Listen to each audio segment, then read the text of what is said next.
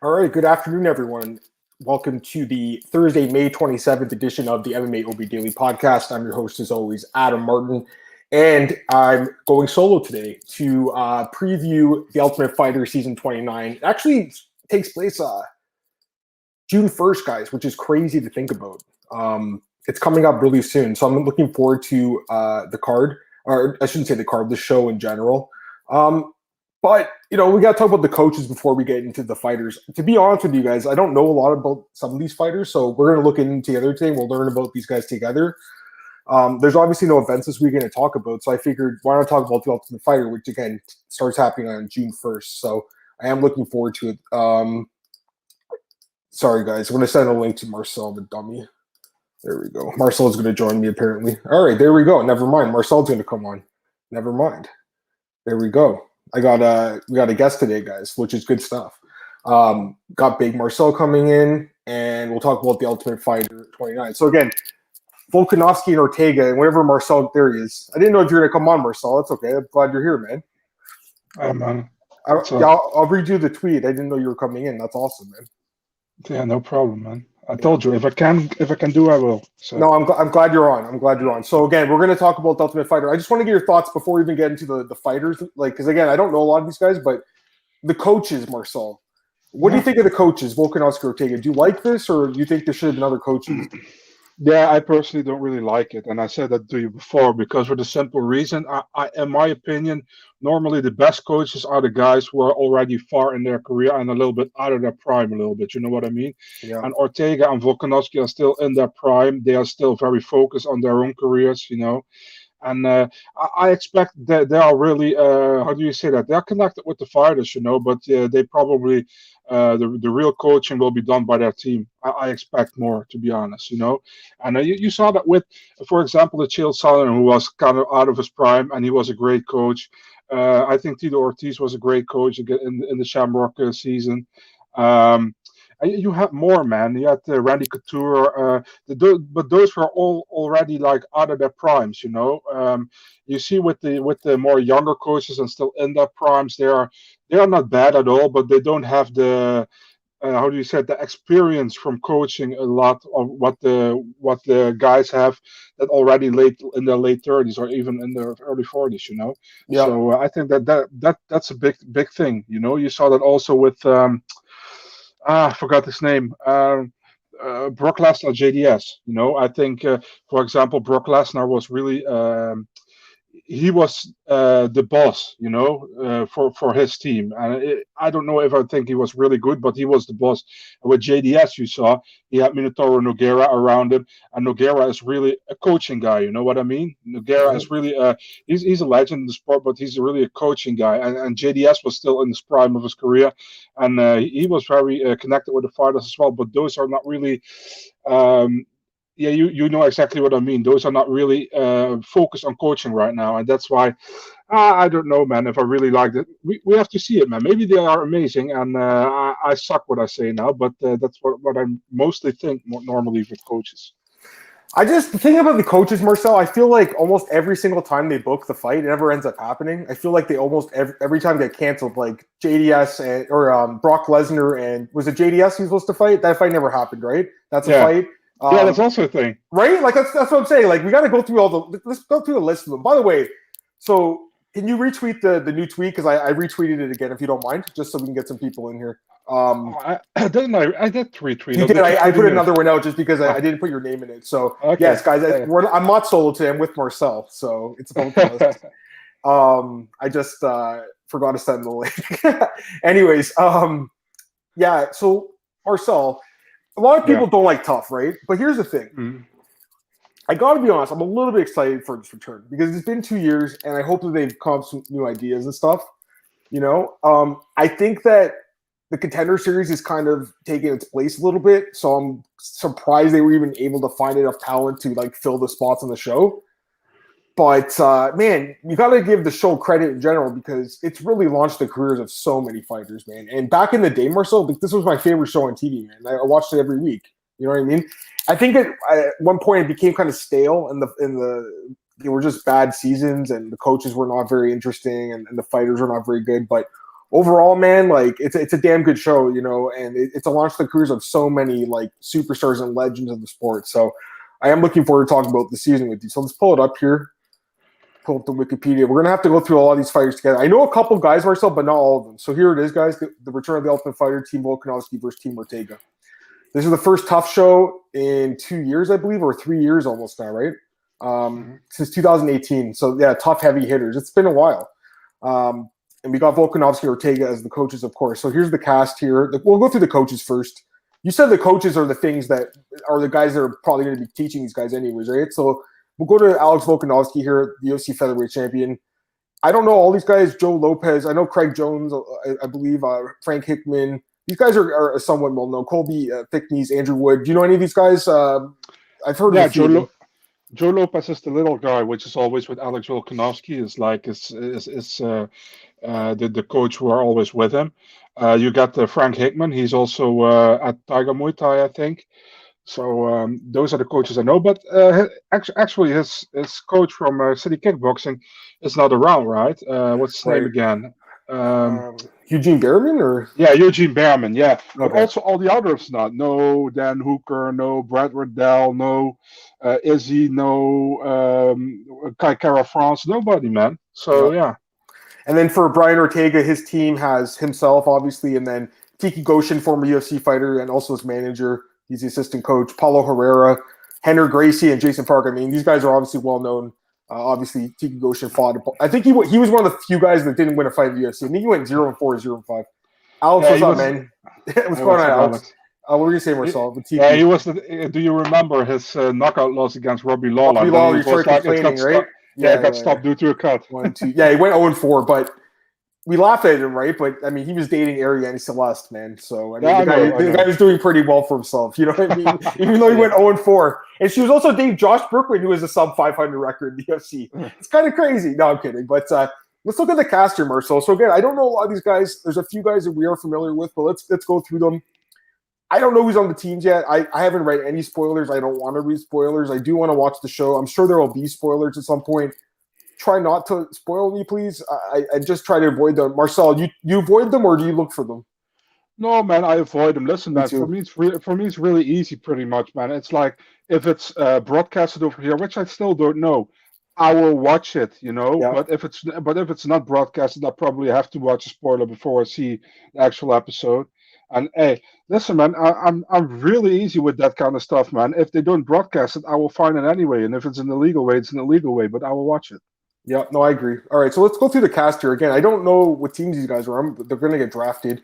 So we're going to go to Topology, and we'll look at these guys individually. I'll just keep typing them in individually. And okay, so here we go. Daniel Argueta. I don't know these guys. This is awesome. You know, I love seeing the new guys, Marcel.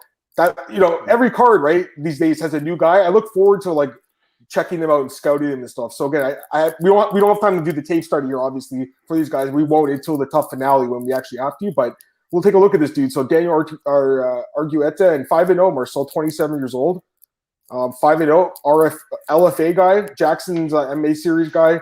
Before that as an amateur, and obviously 5-0, including, looks like he's got 2 wins in LFA and 2 wins in Kombachi. I mean, this guy looks like a decent prospect just from what I'm seeing. Any thoughts? Do you know this guy? No, I don't know him. Listen, man, I've looked That's him okay. up as Don't well. worry. We're learning together today. There's nothing ignorant about this at all, guys. These guys are on the UFC. They're prospects. We're learning them. So no worries at all, Marcel. Please give me your thoughts on this dude before we are seeing. Yeah, listen, man, his record looks good. That is all I can say, you know. But it's all. Yep. At least he fought in his last 3 fights. He fought against opponents who had a winning record, you know, or against 2 opponents of the 3 who had a winning record and 1 had an even record.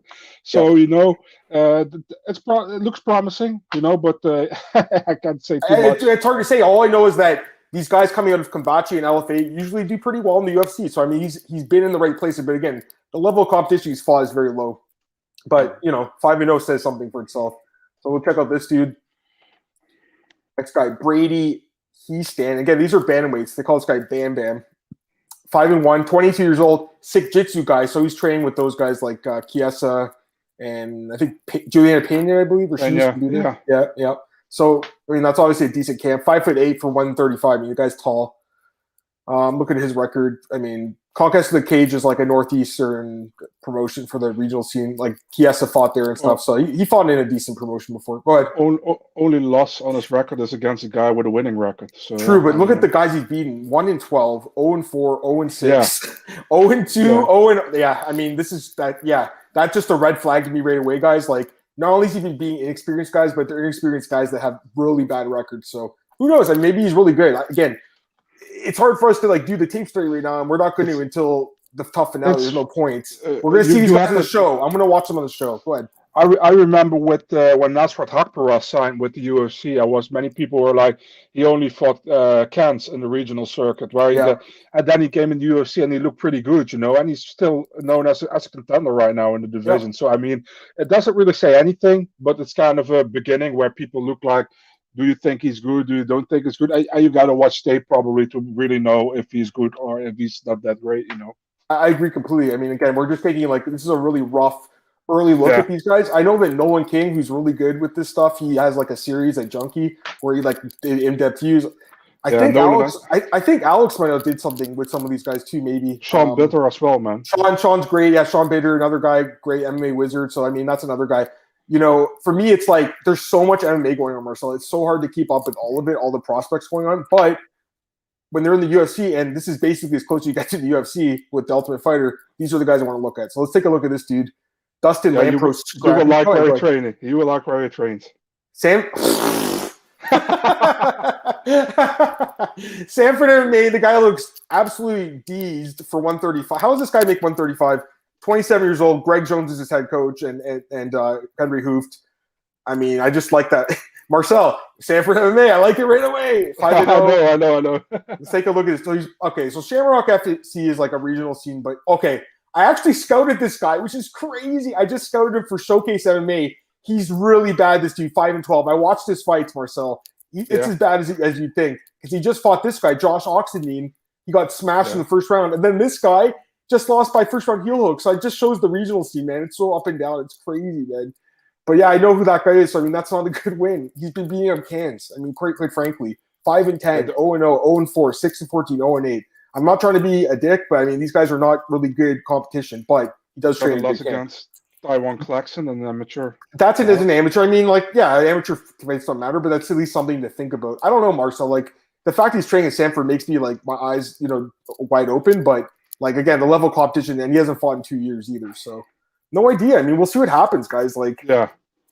Alex Bitter did a fantastic breakdown cage press. There we go, and cage side press. Yeah, so there you go. So if you guys want to see more into the prospects, this is just a rough look. We'll do some news and fight announcements and stuff afterwards. I just want to take an early look at TUF because again, it starts June 1st, which is a couple days from now, right? So it's crazy. I think Monday, right, or something like that. Yeah, June 1st or something. Yeah, June 1st. Yeah, so it's crazy, right? Okay, so took a look at this guy. The next guy we do know about because we've seen him fight in the Tender Series, Vince Burdock. So we know Vince Burdock. He had the brain injury, 12-4. I mean, I'm surprised he's still fighting. I mean, I'm glad he's doing his career. But man, I mean, this fight against Saldana was an absolute beatdown. And Saldana is not that great, guys.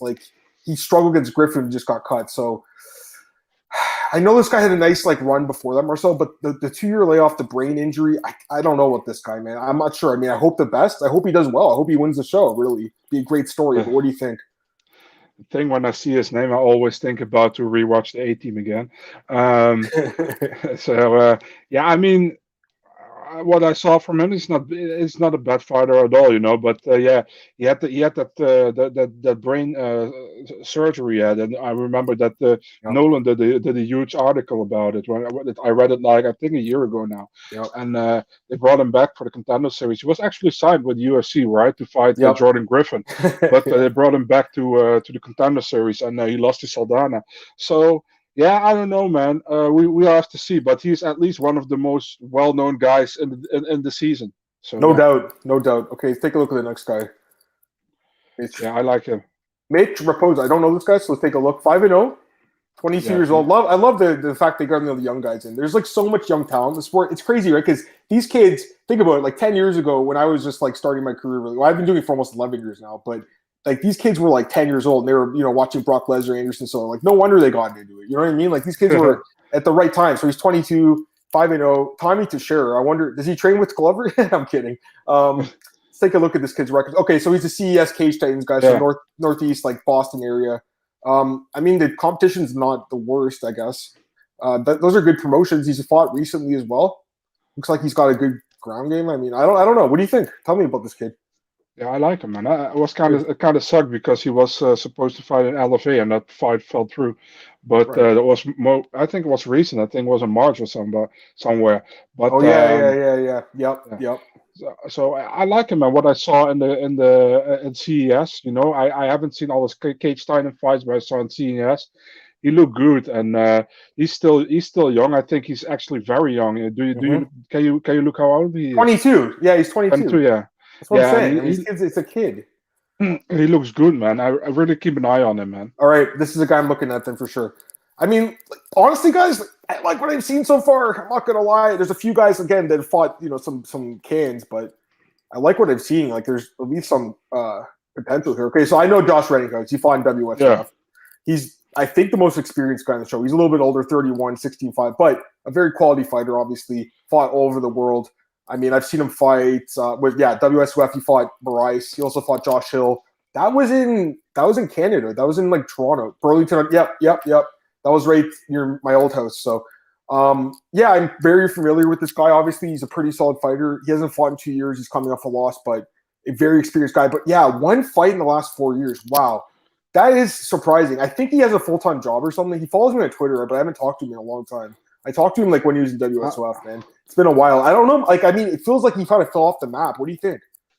I think the real problem is that he is normally signed with M1 Global, and M1 Global barely does any events at the moment. Right. Only a small. I think they haven't done events since 2020 or something. So it's a really long time ago already for 2021. We're almost half past 2021. Yep. So. I don't know, man. He lost his last fight against Morozov. He has also a win against the same guy who is now in the UFC, right? And he got some good wins, man, on his record against Alexis Villa as well, and against Bakir Tatoy Shubayev. He's also a pretty good guy in M1. So Reddinghouse is, like you said, probably the most well-known fighter for most people in the house. He's also the most experienced guy, probably.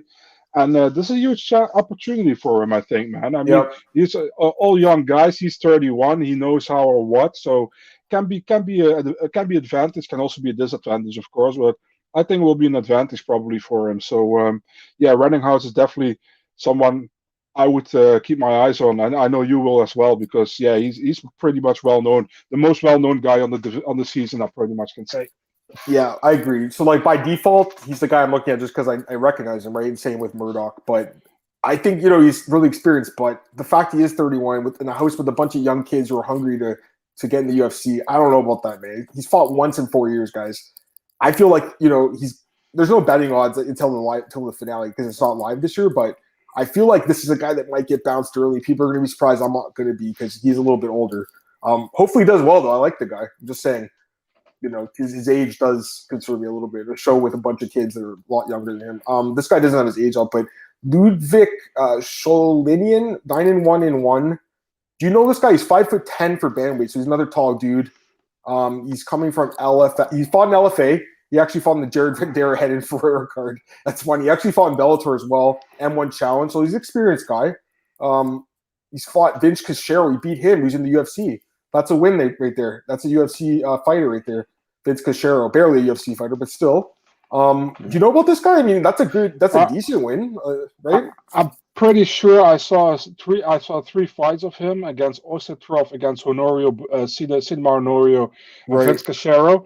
Those are the three. Yeah, the ones at M1 and Bellator and LFA. But I can't really recall it, man. I can't really recall it. So he's kind of like forgettable to me. But I mean. That win over, I'm not saying it's a great win. I do remember watching that fight actually because when I was scouting him for the Lawrence fight, Cachero, but it's okay. When this dude 0-2, what the heck? Yeah, some of these. I mean, he's fighting on the California regional scene. Gladiator Challenge on this pro show and LFX or whatever. It's just like a lot of lower level guys. This guy looks like he's Cub Swanson a little bit, like a bigger Cub Swanson. This guy looks like a bigger Jorgen De Castro or something. Anyways, I mean, it's not a bad promotion, Anyways, the guy could do okay. I don't know a lot about him. And then Ricky Turkios is another guy that we've heard his name before, right? So 10-2 record. Ricky Turkios, 27 years old, Team Alpha Male product, 5'7". This guy, he did fight Contender Series. Yes, he fought Boston Salmon guys and lost decision. The first ever fight, first ever episode. Yep. And Boston was in the UFC, did terrible. I don't know if is he in the UFC anymore, or he got caught, right? He got caught, yeah. Yeah. So this guy, he's fought in Bellator, he's fought in Contender Series, he's fought in King of the Cage, and he has a lot of fights in Fury FC, which is a promotion that I think has some sort of connection to Mick Maynard. He also has fought in Legacy Fighting Championship, which Mick Maynard, the UFC matchmaker now, he obviously used to own that promotion at Legacy FC. So Mick signs a lot of these guys from like Texas, eh? So I'm not surprised they got this kid in here. But what do you think? Yeah, indeed. I remember when Uriah Faber did that Snoopcast with Snoop Dogg. I think Snoop Dogg keep calling him Sexy Ricky or something. That was a great fight, by the way, against Boston Salmon. I remember. He got some solid wins on his record, man. Against Steve Garcia, which is in the UFC, Trent Moe, against Josh Paiva. So he lost to Mana Martinez, who got recently signed by the UFC.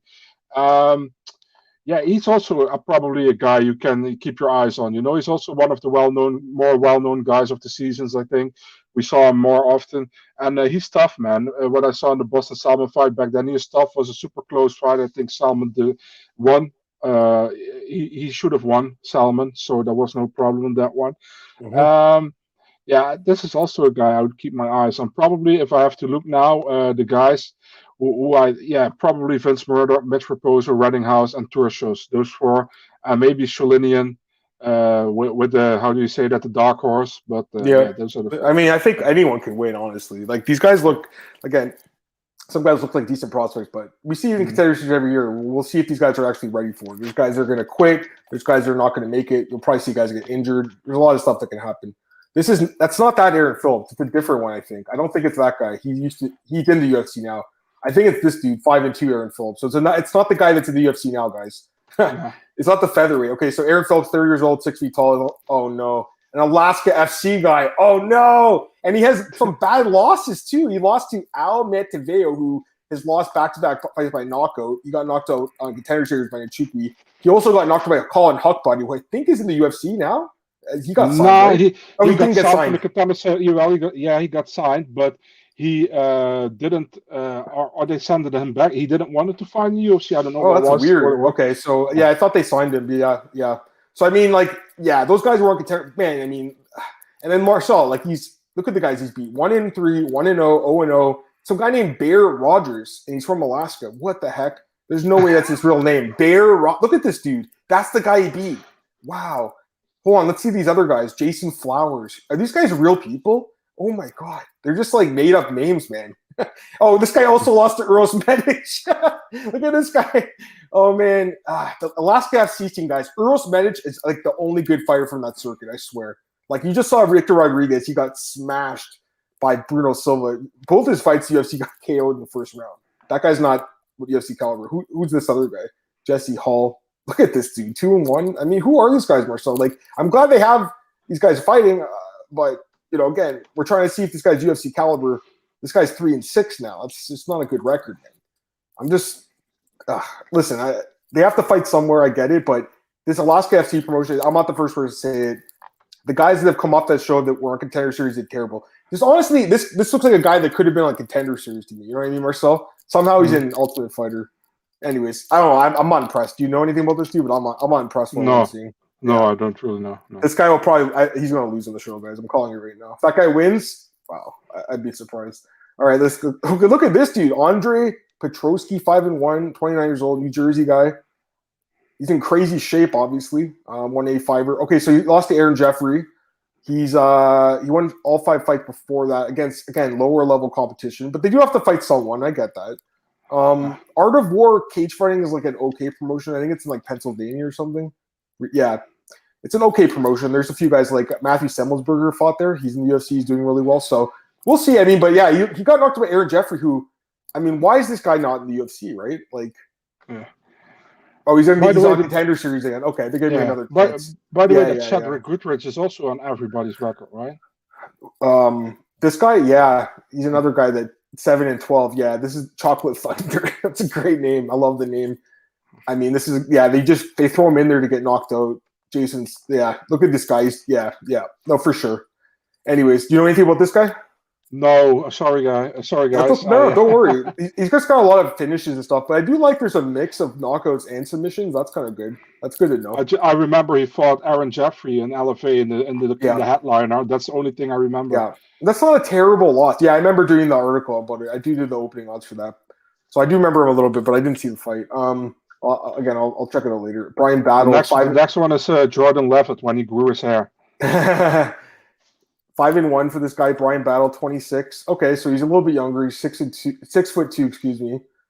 I don't know what gym that is. Highest in MMA Charlotte. No idea what that is. Anyways, looking at his record, he's fought in low-level competition. Like HR is a Kentucky promotion, I believe. Yeah, this is where Harry Hunsucker fights. It's not a very good promotion, honestly. The guys in that promotion are not very good.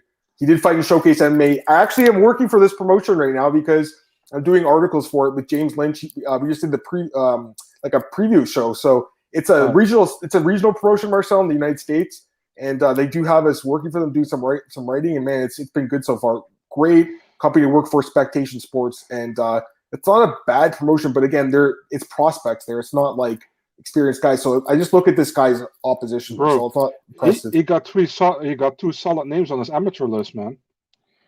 Oh wow, this guy has a win over Impa Kasangane, guys, as an amateur, and he has a win over who? Cody Brundage. Oh, Cody Brundage, who's on Contender Series, who fought William Knight. William Knight, yeah. This guy has an amateur win over Impa Kasangane. That's crazy. Yeah. I got to see Impa's record. Is that the only amateur loss he has? Because obviously it's only – it is. Yeah. Okay, so I mean that intrigues me right now. Good idea. See, I agree with you. I mean, you've always got to look at the amateur record too. But again, amateur record it doesn't count, right? So sometimes guys will lose and it doesn't matter, right? So, but it's still interesting to know. Yeah, it is interesting, and it was a decision too. It wasn't like a stoppage. It was just, it's not like he just tapped out or something. It was like I don't want to fight anymore. Because amateurs do that. They just don't want to fight. By the way, I gotta give credit to Topology for that to also put those amateur results on there because that's really, really neat, man. To have that to see that. I agree. I love it too. 3-1 record for this guy, Ryder Newman. They call him Rhino. 26 years old, 6-0, and I mean he's fought low-level guys. I don't know a lot about him. You know anything about this guy? It looks like he's a Vegas guy. He's from Tough Enough. It's like a small version. No, I like his first name, Ryder. He's a rider apparently. So 3-1. Yeah, man. No, I haven't heard about him before, but looking forward to see him compete. Yeah, me too. All right, let's look at this next guy. His name is Treshin Gore. Mr. Vicious. That's an awesome nickname. It's a great nickname. 3-0, 26 years old. I love the nickname, guys. Mr. Vicious. That's awesome. Number 1 ranked pro light heavyweight from Georgia. I mean, okay, so he's an NFC guy. So that's the promotion that Dan Levy works for. A few guys have come out of that, like Jared Gooden. What's the other guy's name? Cody Durden, another guy. So there's a few guys from that promotion. It's kind of gaining some notoriety. And then he's fought for this other one, AFC. This is Alabama promotion. So again, guys, lower level opposition, Marcel. 0-0, look at this, 0-0, and he had a split decision over an 0-0 guy named Prince Alurbe. What the heck? Wow. I always love when Dan Levy says on Twitter, like after a UFC fight where somebody fights bad, it's like, we are not interested by NFC right now. Something like that. So that's funny to me. Yeah. He got a win over Thanos Saracino. I was just going to say, so this guy, he's fighting on the showcase card that me and James just did the preview about. We just talked about him today. He's a former WWE guy. He's not fighting this guy. There's another guy, they brought him on short notice. He's going to finish. Look at these guys. This is the fights I broke down, guys. Tanner Saracino, 7-5 versus. It's another guy named Zach Kell, and he's like 9-22, so he's not very good. And then this dude's 1-0 versus 0-0, 6-3 versus 2-3. But this guy John Sweeney, he trains with Stephen Thompson. James just interviewed him today, and he actually just lost to Durden. Had he won that fight, he probably would have gone to the UFC because Durden did. So he actually has a win over Keith Lee Marcel, who's like Kevin Lee's brother. So this guy's not too bad, man. Honestly, the Tokos guy, wasn't he in Bellator? Which guy? The Tokos guy, George Tokos, also on that card. Yes, he was. But they took him. George Tokos was on the card, but he fell off the card. I think visa issues or something, or something, or travel issue because he's from England. And then Justin Scoggins' wife, Hannah Scoggins, was supposed to fight on the card, and I think she was making her pro debut, and she fell off the card. So I'm working for this promotion. It's called Showcase MMA. I'm not working for the promotion. We're working for Spectation Sports, which broadcasts it. And my articles, I've been tweeting about them. Guys can check it out. I mean, it's really cool. I just did a few breakdowns. Like you see this stuff. It's like low level fights. It's regional level fights, but it's kind of fun to do, man. A little bit too. You know what I mean? Like it's fun to like learn about some new fighters and stuff. And some of these guys might end up in the UFC one day. You never know, because this Tanner guy that I was, talking about today. Well, the last card I should say, this Chandler Cole guy. He's a guy that people are saying could be in the UFC. Do you know him, Marcel? 8-2 heavyweight. You know this guy? What's that? Sorry, Chandler Cole. That's his name. I've heard about him. Yeah. He's a pretty good prospect. He's won 3 straight fights by knockout. He did lose in LFA and then in CFFC, but all his wins are by knockout. He might get in the UFC. They always need heavyweights, right? So true. He's a kid that they might bring in, guys. So and then this kid picked up a big upset. This Randall Austin kid, he's 3-0 now. He picked up a nice upset win. So it's cool, man. We're like seeing these young guys come up now. Like, and hopefully I'll work for this company for a long time. And this guy's Tanner. He was actually in WWE for a while with the Tough Enough. So he's a former professional wrestler. And Marcel, when I broke down this guy's fights today, man, it's so crazy, guys. Like, look at this poor guy's losses. Sean Brady, who's in the UFC. Jared Gooden's in the UFC. Gregory Rodriguez is in the UFC. Jonathan Webb was in the UFC. And this guy, Eldarov, is a really good fighter who Marcel probably knows. He's really good. And like one of his only losses is Khabib. He's won like 7 straight fights. He beat Munar Lazez.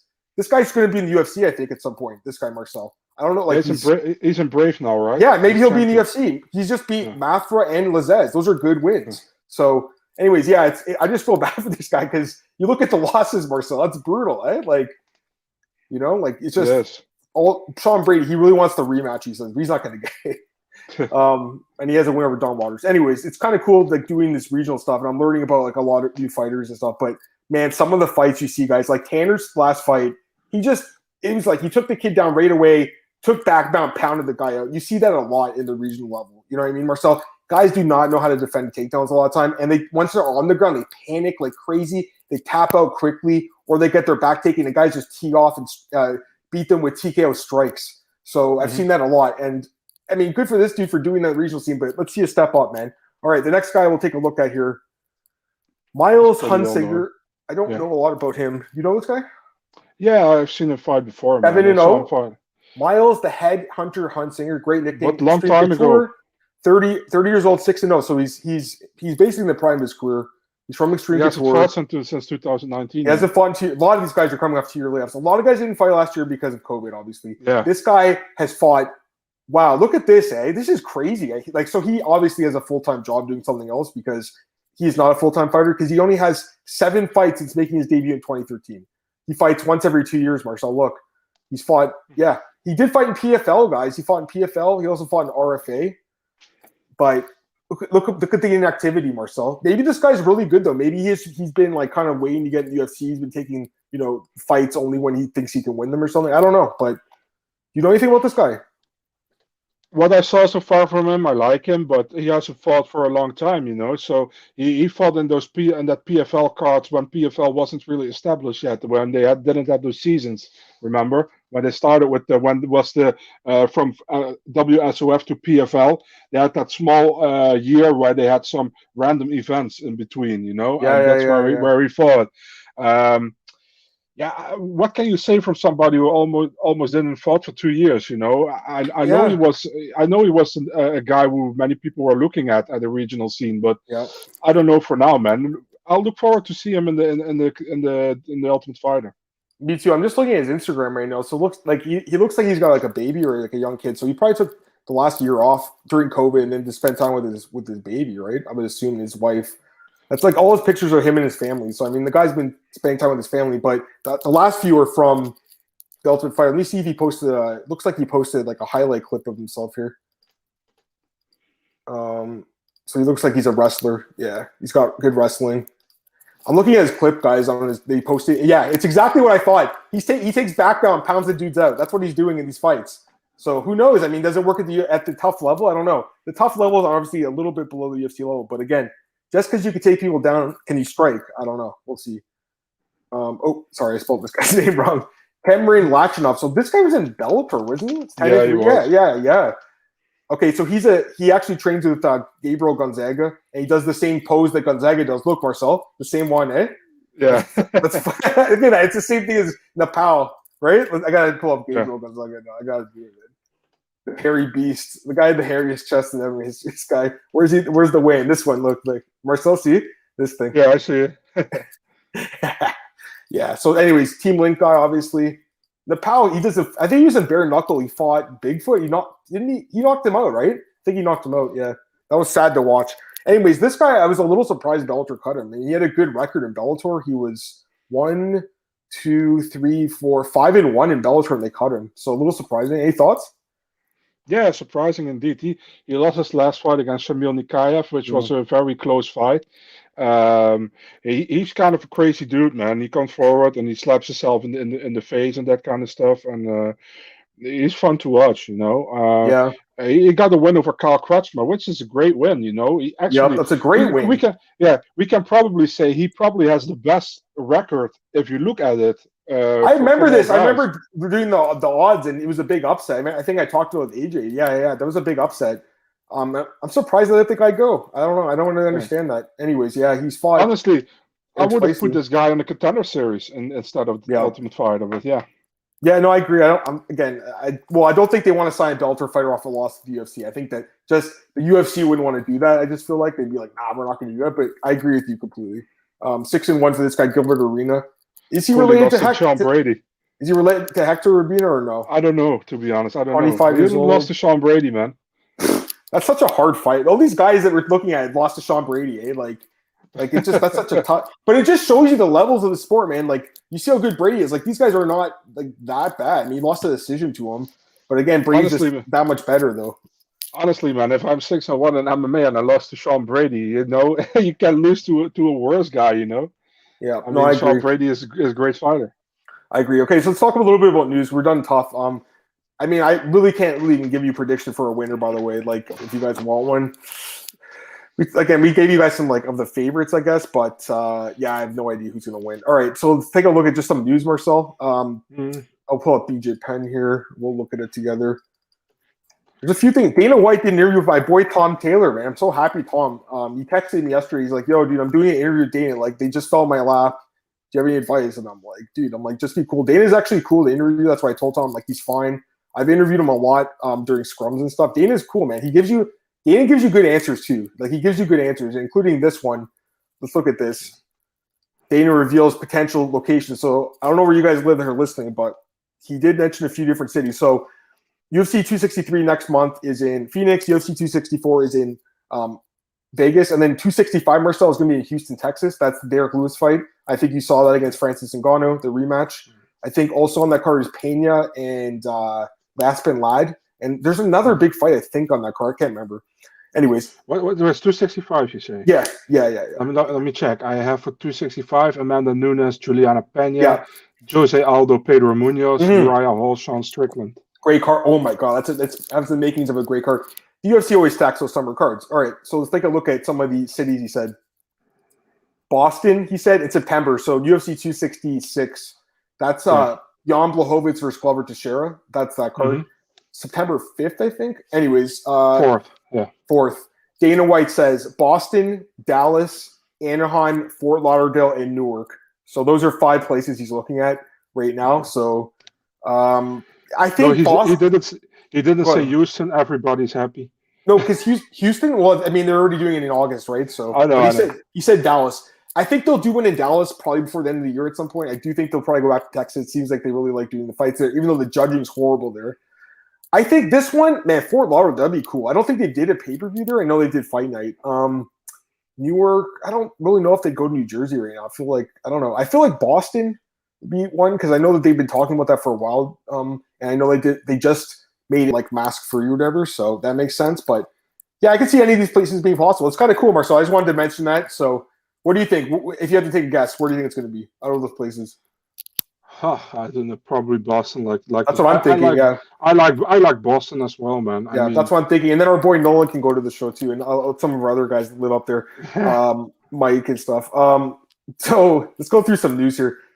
Paige Van Zandt and Rachel Ostovich too. I mean, come on, like Cole. I made Cole write the article. I'm like, Cole, you write it. I don't want to write it. Poor Cole. I know. Well, he'll make some money for it. But yeah. I mean, am I excited for this fight? Not really. I think that Paige Van Zandt she's talented. She's not a great fighter. She's not as good as she thinks she is. Obviously, Rachel Ostovich though, I don't think is a great fighter, guys. And obviously, she's going to do it. And I got to respect that. I'm sure she's going to make a ton of money to do it. But I just feel like she can do other things. She can model and stuff to make money. I don't even think she needs to be doing this to herself. She really wants to fight. It's up to her. She can do it. I'm just saying, Marcel. Like, I don't think she's going to last in bare knuckle, Rachel Ostovich. Do you? I don't know, man. By the way, bro, I knew about this fight for 2 months, but I know this fight. I knew about it when Ostovich wasn't even signed with It's been out there. It's just been official now. Yeah. I don't know. I wrote this one too. Gabby Garcia calls out Kayla Harrison. So she wants to fight her. But the problem is she weighs 35 pounds, man. the problem is Kayla Harrison is a 62, just like her last Japanese opponent like that. She's talking a lot of crap. It's kind of funny, but apparently Kayla said something to her. Diego Sanchez, Dana White says you can call him. I feel like they're going to bring him back. I think they're going to settle their differences. Again, they did it with Yair Rodriguez, and we're going to talk about that. Why not? We'll talk about. Listen. Let's talk about Yair. Let's talk about that fight. It's just got officially announced by the UFC, by the way. Which fight? Which fight? The Holloway? Yeah, got officially announced like 45 minutes ago. All right. Well, let's take a look at it quickly. Yeah, I mean, this fight, I have no problem with it at all. I know a lot of people are not too excited, I guess, because they feel like Max is such a higher level than Yair. But honestly, guys, I know he styled on Calvin Kattar, but, the first Volkanovski fight he lost decisively. The second one was competitive. I thought he won it, but it's not like he's unbeatable. Dustin Poirier beat him too. I think Yair can give him a good fight, man. Yair's a good striker. He's got a good ground game too. He's a great fighter, man. Obviously, I favor Max in this fight. He's a big favorite. I think he's minus 300 or something. I saw the odds minus 350. I'm not surprised by that. I think that seems right that he's a big favorite, but I'm just saying, it's not like it's a mismatch. Like, Yair Rodriguez is ranked number 3 in the world. He's a top 5 guy, Marcel. You know what I mean? So I have no problem with the fight. I like the fight. You don't like it, or what do you think? What's it like? I mean, you don't have too many options, for Holloway if you the only thing I'll say is, busy. what about Zabit? Because that's the one fight. What happened to Zabit? Is he retired? No, I don't think he's retired. He's just recovering from he had some lung COVID. Problem. I don't know.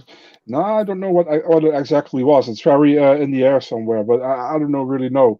But let's go back to this fight. I mean, it's a good fight. It's number 1 ranked against number 3 ranked. But if you listen, man, I think Holloway is better everywhere than Rodriguez. To be really honest, cardio is probably better.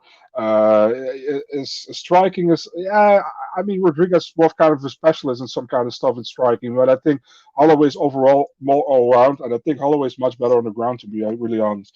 So I don't have a problem with the fight. They needed the fight. They needed the main event for this one. This one was in talks for a long time, by the way. Finally announced, and I don't mind it. It's a 5-round fight. Holloway can stay busy. And listen, man, we all know, like you said earlier, how many times it happened that the 2 Ultimate Fighter coaches didn't fight each other because of an injury, and he can still hop in if that happens. Hope it doesn't happen, but it wouldn't surprise me. All right, let's just go back to the news quickly, and then we'll come back to the fights. But I just want to go through a few more things in the news. Yeah, Michael Chandler and Justin Gaethje, they both want to fight each other, but here's the thing. Dana White also told Tom in his interview that they're looking at a backup fighter right now. He wants a backup fighter. He said he's like, no one's really calling me about it. No one wants it. So to me, the guy that makes the most sense as the backup for Conor and Dustin obviously is Gaethje, but I don't know if Gaethje wants to do that because I think he already did it, and I don't think he wants to do it again. Chandler obviously would do it, but I don't think they'll give it to him because he's coming off a loss. The only other option is Dariush, but Dariush, he says he wants to take a break. Man, I feel like Dariush should step up right now and be like, I want to do the backup for that fight. Like, he should do that. If no one else is calling, Dariush should be the guy that says, I want to do it. So I don't know what's going to happen, Marcel, but they're looking for a backup. You think it's going to be Gaethje, or what do you think? I don't know, man. But in my opinion, the thing is with these corner cards, and are always not really loaded with good fights, but I think this time they have some good fights on that card, man, with Poirier and McGregor. And I think if they just the thing is, it kind of changed, you know. If you go back for 5 or 6 years ago, you had cards with no title fight on the main event. You know, this is also not a title fight, but just 5 good, solid pay-per-view fights. You know what I mean? And now it's always like focus on a good title fight or a very good main event, and all what's down there cannot serve as a main event. You know what I mean? And that's the stuff what not really good in my opinion.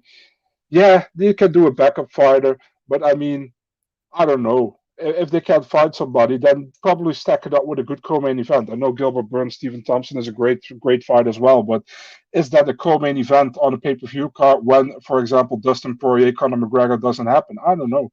You know? Yeah, I agree. Here's the quote from Dana. He told Tom, I'm actually looking for someone right now to be the backup for the card. No one's jumping out. No one's kicking down my door, he said. So we'll see. The other thing is he also said when Tom asked him about the winner of the McGregor-Poirier fight getting the rematch, or sorry, the title shot, excuse me, he said he has to wait and see. But he always says that now. He's like, oh, you guys don't I don't say about on the night of the fight and stuff. Like he always says, don't ask me and stuff.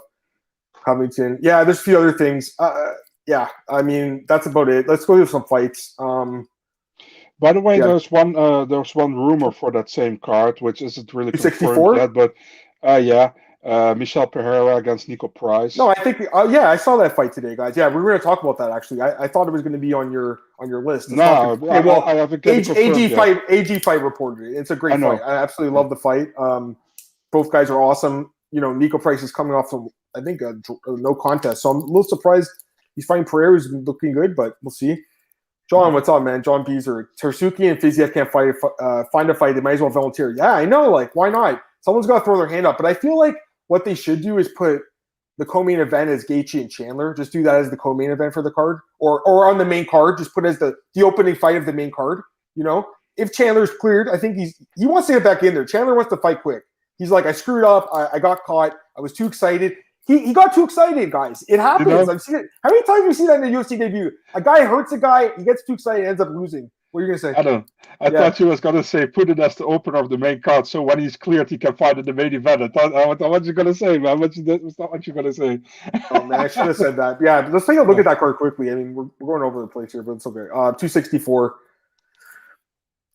So yeah, Poirier and McGregor is going to be obviously on the main card, the main event, and then Burns Thompson. I don't know if that's official as co-main event, but it could be, I guess. I feel like they should use a stronger co-main event, but they don't need to because it's Connor's card. So, man, maybe Amadovsky against Yao Song-Hu. Yeah.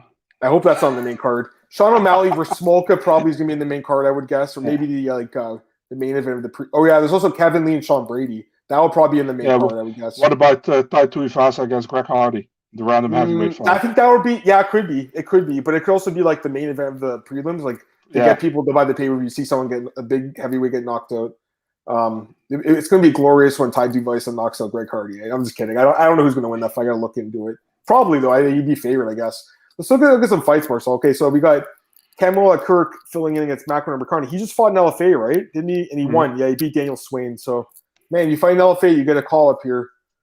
But I'm pretty sure, obviously, Macron's going to be favored to win this fight. So that's next week, eh? Okay. Yeah. Macron will be favored, but I mean, it's not like, he's lit the world on fire in the UFC. He's lost a lot of fights now. So what do you think, man? I mean, if your last name is Kirk, you should go with Captain, as your nickname. That would be sick. Is it not? Yeah. It's not Captain? No, it's a Jawaiian. Okay. Oh, yeah, that's right. I just did his profile too. Yeah, okay. So, definitely Macron will be favored in this fight. But Kamala Kirk is a good fighter, man. I like him. So, but it's a tough task, man, to get your debut on short notice against Amirkhani. You know what Amirkhani is going to do, and he's good in it. But the cardio of Amirkhani normally is not that great, man. The third round, he usually drops his cardio. But let's talk about this next week, man. Yeah, for sure. We're gonna obviously talk about that fight on Tuesday. All right. Let's go to the next one here. You broke this fight, right? Didn't you break this one? Nicholas Dalby and Sergey Kondosco? Bro, I had it. Couldn't get confirmation for one side, and then it got posted like 5 hours later. So yeah, that always happens, right? Yeah, that's okay. That's okay. But yeah, what do you think of the fight? It's an okay fight, I guess. It's a great fight, honestly, man. I like Nicolas Dalby. He comes from that win against Daniel Rodriguez, which was a close fight, but it's a good win, man, if you see how good Rodriguez does in the UFC. And Gandoshko, he won his UFC debut against Rostam Akman, and then he lost to Rustam Khabilov, who is not in the UFC anymore. And that's a long time ago already. I think that was that November event in 2019 in Russia. So, yeah, we'll look forward how he comes back. I know he had some injuries he had to deal with, Kandoshko. So yeah, it's an okay fight, you know. It's a fun fight, I think. Looking forward to this one. For sure. Okay, next one we got, and we talked about this yesterday, so that's it, right? So that's it for the new fights, I think, and then the Niko Price fight, obviously with Pereira, right? That'd be it. Let's just look at some other. Let's look at some upcoming cards here, guys, just quickly. The biggest news of today. What happened? What? Barry Silver is back. Cobra Kai 4. Barry Silver. Oh, come on. Who? No, really. No. I didn't hear what you said. What's his name? Barry Silver. Cobra Kai 4. The series. Oh, I don't know, man. I honestly don't. You don't watch that. Come on. No, I don't know what it is. I'm sorry, man. I'm sorry. Oh, come on. Sorry, bud. All right, let's look at... I'm done. Sorry. My bad. Yo, so this is the 265 card we were talking about. Yeah, that card looks good, so far. It's looking really good. And then this, I mean, they have fights booked until like September now. Some of these main events coming up are really damn good, Yeah, Santos against Walker is apparently a main event. Was announced as a fight, but just now Paradigm has said it's a main event. Oh, so I didn't even see this fight. We didn't even see, you don't have this one on your list, Dakota Bush and Zhu Rong. You don't have it on your... I broke that. Then why don't you have it on your own thing? I have it on my list. You do? Where? No, you don't. Yeah, I have 100%. You do? Let me take a look. Where? I didn't see it. 526. We didn't see it. You must have missed it. More down. Let me see. More down. Oh, here it is. Yeah. Oh, I missed it. Okay, I missed it. Okay. Oh, actually, I broke that fight. You know what? There was a couple that we didn't see here. Yeah, there's a few we didn't. No, yeah, there's like 2 or 3 we didn't see. This one was one we didn't see. Dakota Bush and Rongju. Yeah, I mean, this guy really disappointing, man. I'm pretty sure Bush beats him. I'm just saying, like, that guy didn't look like he's ready for the UFC. We didn't talk about this one either, I don't think. The Paula and Baze. Paula against Baze. Man, Baze, I don't know if she should be in the UFC. But Paula, she can't stop a takedown, and she disappointed me. But her Muay Thai is really good. These girls both can't stop takedowns. That's not a recipe to success in the UFC. I'll tell you that right now. And then there's this one, Ashley Yoder and Jin Yu Frey. She's filling in short notice, Yoder, right? I mean, the record of the UFC is 3-6. It speaks for itself. It's an even fight. Either girl can win that fight. This has been rebooked, obviously. TJ and Corey. Officially announced today as well, by the way. Yep. I'm excited for that. Yeah, are you surprised by this one? Pilarte and Kelleher? Yeah, what the heck? It's a weird booking, right? A little bit, don't you think? I thought Kelleher might get a guy, bottom top 15, like, or not just outside. You too, eh? Yeah. Pilarte, I mean, he hasn't won over Yanez by decision. Maybe they wanted to rebook that fight because it was supposed to happen 2 years ago. I don't know, but right. And then I think this is another one we didn't look at. Kim and McCann. Yeah, I mean, they both win. I like her nickname, Fire Fist. That's a cool nickname. We look at this one. No, I don't think we missed a couple. Marcel, Colin, Anglin. We got a couple minutes left. We're almost done here, guys. If you got any last second cards to throw them in, if anyone's in there. Colin Anglin versus Melsick is good, man. Melsick. Who is he? Does he train with he trains with Glendale Fight Team. Yeah. I can tell by the name too. So he's good. You like him, man? He's a vicious kickboxer, man. And he fought. Was he at Contender Series or no? Yeah, he fought Dennis Bazookia. Yeah, it was a good fight, right? I remember the fight now. Yeah. So he's good. Yeah, that's a great fight. Arce and Ewell. Wow, that's a good fight too, man. Another great fight. Oh, bantamweight for Arce. It's his debut. Yeah, Arce back. It's his debut at 135, right? So that's interesting. In the UFC, yeah. Yeah, in the UFC. And Ewell's a big bantamweight. That's interesting. Good fight. Yeah, we didn't talk about this one either. The polar bear, or what's his nickname? Yeah, the polar bear against the boa constrictor. Bro, I'm pretty sure Oleinik gets absolutely destroyed in this fight, guys. I'm pretty sure he's just going to get taken down, beat up. I don't think he could submit him, obviously, but I don't think he does. What do you think? you see Olamide is getting older, and there's no shame in that. He's a great fighter.